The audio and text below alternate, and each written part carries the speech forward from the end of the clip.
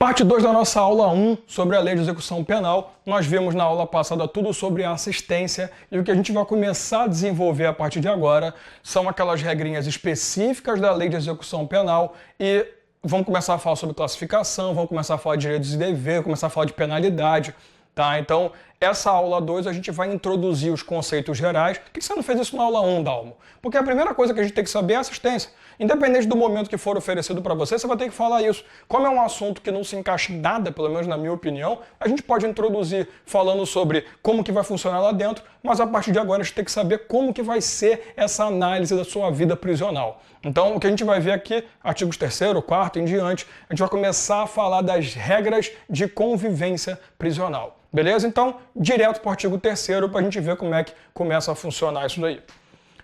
Ao condenado e ao internado serão assegurados todos os direitos, marca por favor, todos os direitos não atingidos pela sentença ou pela lei.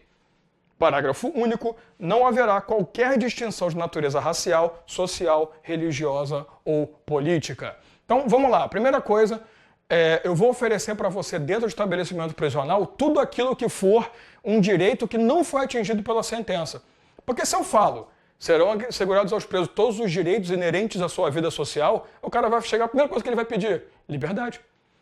Então, se por acaso a sentença definiu que você perdeu alguns direitos, liberdade, a suspensão do direito político e algumas outras coisas, é claro que eu não preciso te oferecer esses. Agora, direitos não atingidos pela sentença, obviamente, todos estarão assegurados a você normalmente. Tá tranquilo? Moleza, tranquilo, besterol, até aí tudo bem. Parágrafo único. Ele vai dizer para você que não pode haver distinção na hora da aplicação da penalidade, na hora de levar à instituição prisional. Não pode ter distinção religiosa, distinção política, distinção racial, distinção social. Infelizmente, isso na prática não acontece, mas teoricamente, se o cara tem muito dinheiro ou pouco dinheiro, ele tem que ser tratado igual. Se o cara tem uma religião X e o outro tem Y, tem que tratar igual. Se o cara nem religião, tem que tratar igual. Raça, tem que tratar igual. Claro que na prática não funciona, né? O cara que tem dinheiro tem muito mais regalia do que o cara que não tem. Mas independente disso, é importante que você entenda que na hora de levar a um estabelecimento prisional e na hora de instalar essa pessoa no estabelecimento, obviamente, eu não posso observar nada disso. Você percebeu que o parágrafo único não fala que não poderá haver distinção sexual, por exemplo? Em momento nenhum ele fala sobre isso. Ele não fala, logo terá. Ele não fala sobre idade, logo terá. O que eu fiz? Para a gente poder trabalhar legal, para a gente poder entender o artigo 3º em si, eu trouxe os artigos da lei que vão falar sobre exatamente essas distinções que são previstas e como elas funcionam. Ao invés da gente trabalhar isso lá para frente, vamos ver isso agora. Então, regra, não poderá haver 4 situações: discriminação racial, religiosa, política ou social. Fora isso, pode ter discriminação, mas no bom sentido da palavra, discriminação pelo bem e não pelo mal. Por exemplo, da mulher, o exemplo do idoso. Vamos ver isso na lei? Vamos lá, vamos organizar isso para ficar melhor. Vai para a tela. Artigo 82. Os estabelecimentos penais destinam-se ao condenado, ao submetido à medida de segurança, ao preso provisório. Artigo 82, parágrafo 1º.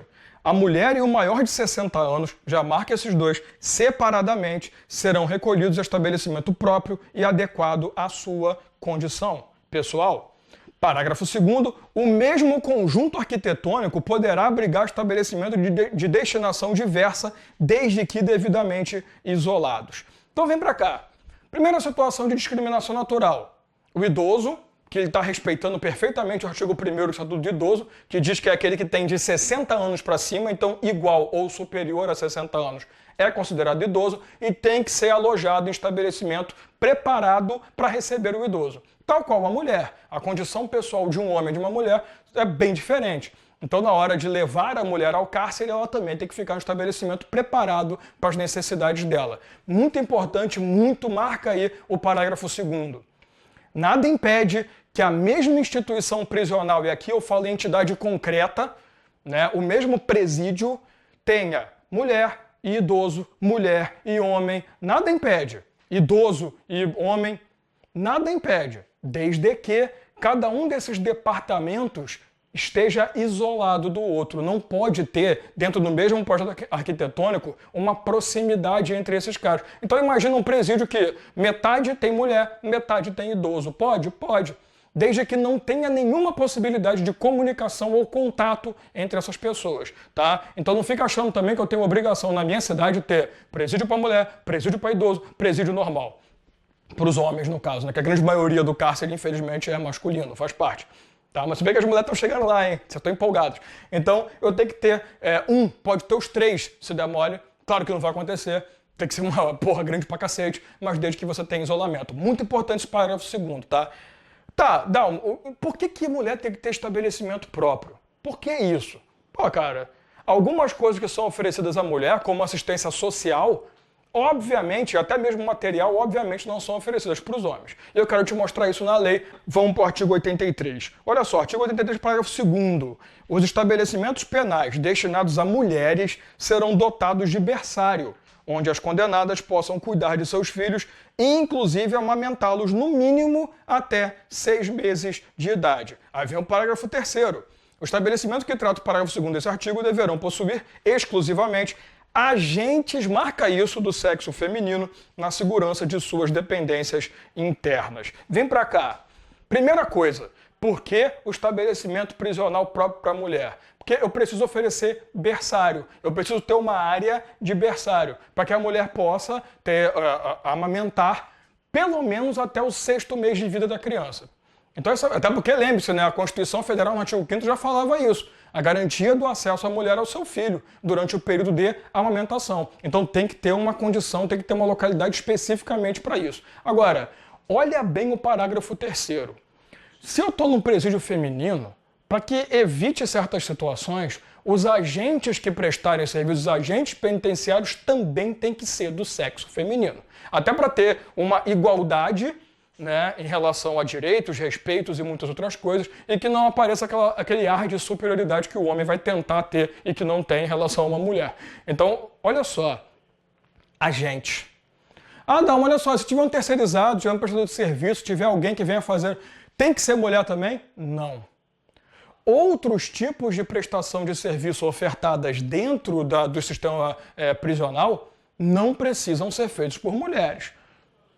Tá? Agora, os agentes que forem atuar diretamente com as presas têm que ser do sexo feminino. Toma cuidado na hora da prova, se ele colocar para você estabelecimento prisional de mulheres, só pode ter mulher dentro do seu âmbito. Não, pode ter algum prestador de serviço homem também, desde que ele não tenha esse acesso direto às presas, não seja ele que vai resolver, a pessoa de sexo diverso, que vai resolver outras situações diretamente com o preso. Tá? Então, agente feminino, o resto não precisa. Perfeito?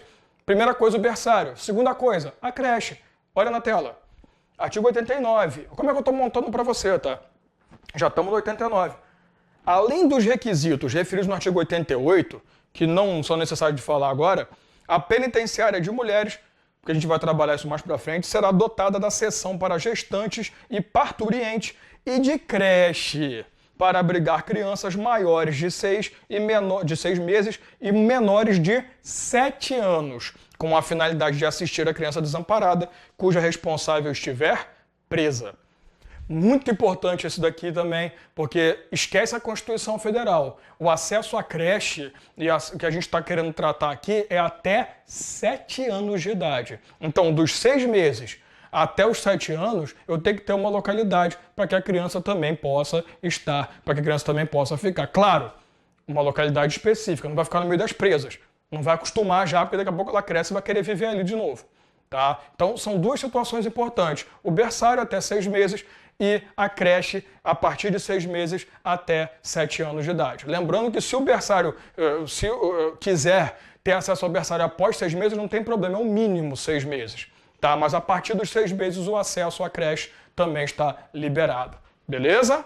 Tranquilinho? Então perceba, não posso ter distinção, não posso ter discriminação, mas ele traz em relação à idade e traz em relação ao sexo, previsto dentro da própria legislação, quais são as discriminações. Vamos continuar? Artigo 4º na sua tela. O Estado deverá, eu peço que você marque a palavra deverá, recorrer à cooperação da comunidade nas atividades de execução da pena e da medida de segurança. Então, o Estado vai pedir para que a comunidade também ajude a garantir que tudo seja respeitado, que ocorra tudo bem. Lembrando que o Estado deve pedir a cooperação mas acima de tudo ele tem a obrigação de oferecer assistência. Artigo 5º, os condenados serão classificados. Isso aqui é um assunto muito cobrado em prova, classificação de condenados, segundo seus antecedentes e personalidade, para orientar a individualização da execução penal. O que é a classificação? A classificação é um sistema desenvolvido para você evitar misturar presos, condenados em situações diversas. Por exemplo, eu nunca vou colocar um cara que cometeu um crime de potencial bem baixo, um potencial lesivo bem baixo. Eu não vou colocar esse cara junto com o estuprador, junto com o serial killer, porque a tendência é que um influencie o outro. E naturalmente vai ser o ruim que vai influenciar o bom, não vai ser o bonzinho que vai deixar o cara bonzinho de coração também não. Então a classificação, fora também, né, o cara que é reincidente, o cara que está na primeira crime cometido, é novidade para ele. Então a classificação serve, eu estou dando exemplos bem baixos para você entender bem, mas a classificação serve para você distribuir os condenados para poder gerar a localidade específica onde cada um tem que ficar. Esse ponto é muito importante. Quem é que faz a classificação? Como essa classificação acontece? Então vamos para a tela, que desse vídeo o mais importante do mundo é a classificação. Continua. A classificação será feita pelo CTC, conhecido como Comissão Técnica de Classificação, que elaborará programa individualizador da pena privativa de liberdade adequada ao condenado ou preso provisório. Atenção para o artigo 7º, marca ele todo, inclusive parágrafo único. A CTC, existente em cada estabelecimento, será presidida pelo... Isso aqui é composição cai em prova pra cacete. Presidida pelo diretor e composta, no mínimo, por 2 chefes de serviço, um psiquiatra, um psicólogo e um assistente social, quando se tratar de condenado à pena privativa de liberdade. Parágrafo único. Nos demais casos, a comissão atuará junto ao juiz de execução e será integrada por fiscais do serviço social. Por que eu pedi para você marcar o parágrafo todo, o artigo 7º, parágrafo único todo? Porque olha só a regra. Como que se compõe a CTC? A Comissão Técnica de Classificação, ela é presidida pelo diretor do estabelecimento, ela é composta no mínimo por esses caras aí, 2 chefes de serviço, um psiquiatra, um psicólogo, um assistente social, no mínimo. Se eu quiser colocar mais gente, se eu tiver condições orçamentárias para isso e tiver necessidade também, nós vamos colocar. Esse é o mínimo. Porém, a CTC com essa composição, ela só vai existir efetivamente dentro de estabelecimentos que tenham como punição restrição de liberdade. No caso de outros estabelecimentos, a comissão ela vai ser integrada ao juízo de execução, que você vai conhecer comigo na aula 2, esses órgãos do sistema prisional, do sistema penitenciário, e ali vão atuar fiscais de serviço social. Então toma cuidado que somente estabelecimentos que recebam condenados, penalizados que recebam a pena privativa de liberdade é que vão ter o CTC nessa formação. Outras instituições, e nós vamos estudar, calma, esses caras, vamos ver esses tipos de instituição, são formadas pelo juiz de execução, que vai estar ali sempre, a comissão técnica de classificação vai estar no juízo e vai ter só fiscais de serviço social. Então toma cuidado com esse artigo 7º, que é a composição do CTC. Ele também vai estabelecer o programa de análise, que tem que ser visto, ele vai estabelecer como funciona essa classificação e, de acordo com a classificação de cada um, como que vai ser o programa de aplicabilidade de pena e de vivência prisional para aquele cara. Beleza? Vamos para o artigo 8º, que traz uma regra ainda complicada. O condenado ao cumprimento de pena privativa de liberdade marca em regime fechado... Bom, se ele vai cumprir uma pena de privativa de liberdade, ele vai passar pelo CTC mais forte. Será submetido a exame criminológico para obtenção de elementos necessários a uma adequada classificação e com vistas à individualização da execução. Parágrafo único. Ao exame de que trata esse artigo, poderá ser submetido o condenado ao cumprimento da pena privativa de liberdade em regime semi-aberto. Vem pra cá. 2 coisas que eu quero chamar a atenção para você. 1. Existe discussão doutrinária. O que o artigo 8º está falando? No caso do preso, no caso daquele que sofreu pena privativa de liberdade em regime fechado, o exame criminológico é obrigatório. Se for no regime semiaberto, ele se torna facultativo. Então, primeira coisa, Esse cara é obrigatório só para regime fechado. Por que eu estou chamando atenção para isso? Porque a doutrina entende, e isso já é majoritário, que tanto no fechado quanto no semiaberto vai ser sempre facultativo.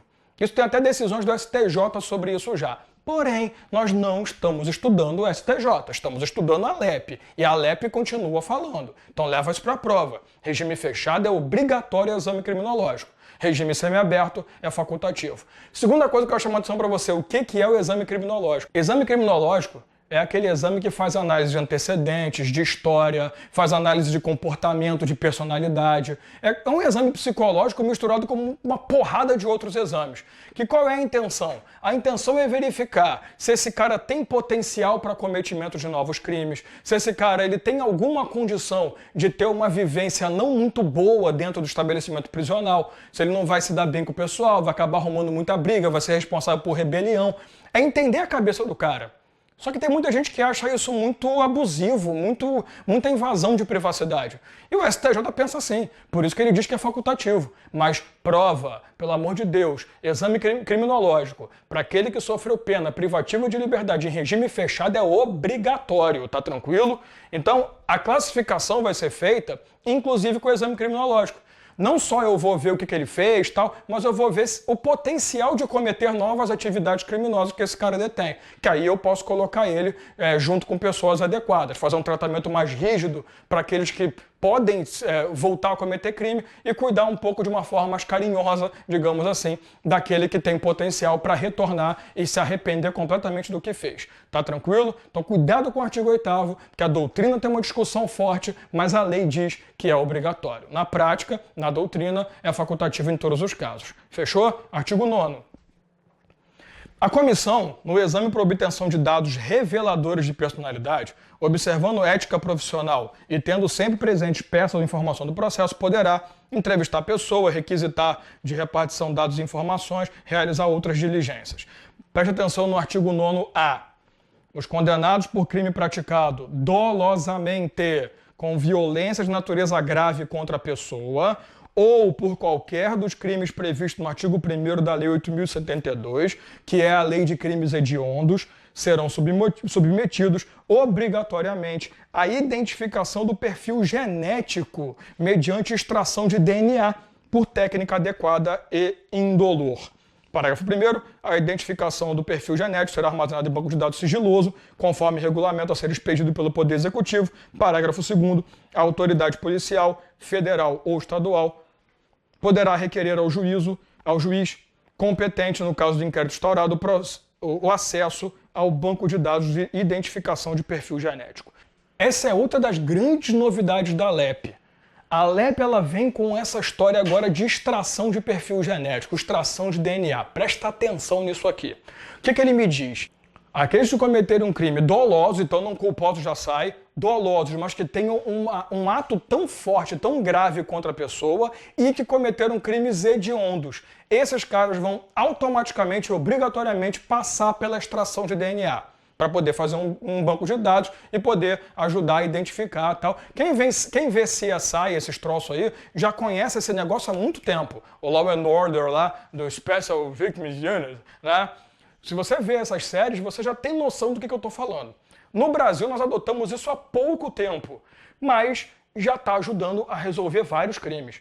Então é muito importante você entender quem é que sofre essa extração. Todo mundo que cometer crimes dolosos contra a pessoa de forma grave e aquele que exercer atividade, aquele que cometer um crime, que se enquadre na lei dos crimes hediondos. Lá no artigo 1º vai trazer o rol de crimes hediondos.